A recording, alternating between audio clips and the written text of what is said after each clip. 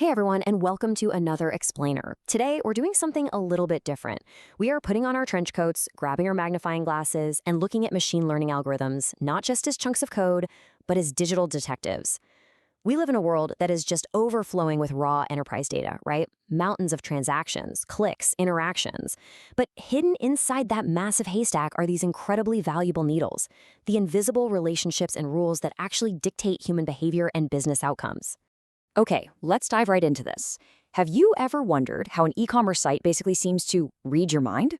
You know, how it knows exactly what you might want to add to your cart before you've even consciously decided you need it? Well, I promise you, it's not magic. It is the direct result of uncovering hidden associations in the data you generate every single day. So today, we're going to demystify exactly how these algorithms solve that mystery. Here's a quick roadmap for today. We're covering the machine learning landscape, discovering hidden data associations, extracting rules from trees, the sequential covering algorithm, learning first-order rules, and finally some real-world rule applications. All right, starting us off with Section 1, the machine learning landscape. In the machine learning world, we generally look at two main paradigms, supervised and unsupervised learning. Supervised learning is kind of like teaching a kid with flashcards. You've got labeled data and an external ground truth that you really want the machine to predict. Unsupervised learning, though, totally different beast. It looks at a massive pile of completely unlabeled data and tries to discern intrinsic patterns and correlations entirely on its own. This is essentially our ultimate detective toolkit for finding patterns that we humans haven't even thought to label yet. Moving right along to Section 2, discovering hidden data associations. So the crucial point here lies in how we define association algorithms. These are unsupervised learning methods designed specifically to figure out correlations between different actions and conditions. Imagine just sitting and observing customers in a supermarket. After watching thousands of shopping trips, an algorithm notices a pattern. Hey, people who buy bread often buy butter too. Association rule mining automatically discovers these kinds of hidden relationships without any predefined labels at all. And this is exactly the underlying logic that powers massive recommendation engines like Amazon's. But here's the catch. An algorithm can't just hand a business a giant, messy web of abstract correlations. It has to translate those findings into something actually actionable. Enter if-then statements. The model structures its findings into concrete, logical rules. If a customer puts bread in their cart, then recommend butter. It's simple, it's incredibly readable, and it drives immense business value. Let's step into Section 3, extracting rules from trees. Now, a lot of times we start with a pretty complex model called a decision tree, but we really need to simplify it. Here's the step-by-step process algorithms use to do just that. First, they create an if-then rule for every single path from the root of the tree all the way down to a leaf. Second, they prune or generalize these rules. Basically, if a specific precondition doesn't actually improve the rule's overall accuracy, the algorithm just tosses it, making the rules simpler and much broader. Finally, it sorts these newly pruned rules by their estimated accuracy, so the system knows exactly which ones to prioritize. Next up is Section 4, the sequential covering algorithm. I absolutely love this concept. Sequential covering is an algorithm that learns rules by sequentially extracting a rule, removing the data that specific rule explains, and then repeating the whole process. Think of our detective analogy again. Our detective solves one specific piece of the case, literally takes all the clues related to that piece off the board, and then looks at whatever evidence is left to form the next theory. Let's break down that workflow a bit more. Step 1. The algorithm searches for the absolute best possible hypothesis and locks it in as a formal rule. Step 2. It removes all the examples from the dataset that are correctly classified by this brand new rule. Step 3. It loops back and repeats this process on the remaining, usually trickier data until the performance drops below a certain threshold. It systematically chips away at the dataset until all the hidden relationships are uncovered. All right, diving into Section 5, learning first-order rules. To really wrap our heads around this, we need to quickly define a structural format known as a horn clause.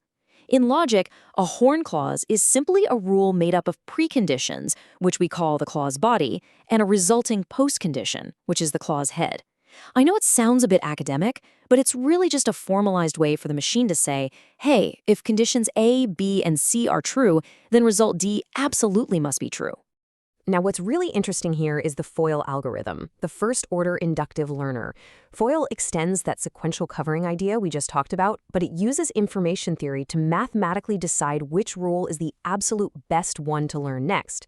It uses a specific function called FOIL_gain to measure entropy reduction. What does that mean in plain English? It essentially calculates exactly how many bits of information it saves by adding a new condition to a rule. It's greedily searching for the most mathematically efficient way to organize all that data. This entire process of discovering rules from data is formally known as induction. And this historical quote perfectly anchors the heavy theory we're exploring. Back in 1874, the economist W.S. Jevons wrote, "Induction is, in fact, the inverse operation of deduction. Inductive investigations are of a far higher degree of difficulty." What he meant is that figuring out general rules from specific examples is incredibly, ridiculously hard. Machine learning is essentially taking this highly complex, traditionally human process of inductive reasoning and automating it at a scale we've never seen before. And this brilliantly illustrates that exact concept of inverse deduction. Think of a multi-step inverse revolution process. Instead of starting with a rule and applying it, the algorithm starts with known facts, like the training example that Shannon is Bob's grandchild and the background knowledge that Tom is Bob's father and Shannon's father. By binding these variables together, the machine works backward to deduce a brand new, totally abstract first-order rule. If X is the father of Z and Z is the father of Y, then Y is the grandchild of X. The algorithm essentially taught itself the concept of a grandchild. How cool is that? Bringing it all home with Section 6, Real-World Rule Applications. A great example of unsupervised learning in action is K-means clustering. Out in the real world, companies like DataVisor use this exact type of logic to detect cybercriminal sleeper cells. See, sophisticated criminals learn to evade traditional supervised IF/then rule engines by basically mimicking normal behavior. But by using unsupervised clustering, algorithms can group users based on incredibly subtle, unlabeled similarities. They catch the bad guys by identifying suspicious, hidden connections before the attack even happens. And the payoffs here are massive across virtually all industries. Unsupervised learning and rule mining are used for stopping cyber fraud, like we just saw. They power the e-commerce engines that flawlessly suggest your next purchase. They help businesses optimize sales and forecast demand based entirely on historical data. And they naturally group complex customer behaviors, like automatically distinguishing between a small business buyer and a large enterprise buyer without a human ever having to manually label them. But listen, a discovered rule is only ever as good as the governed data that supports it. Looking at the standard machine learning lifecycle, you can't just train a model and walk away.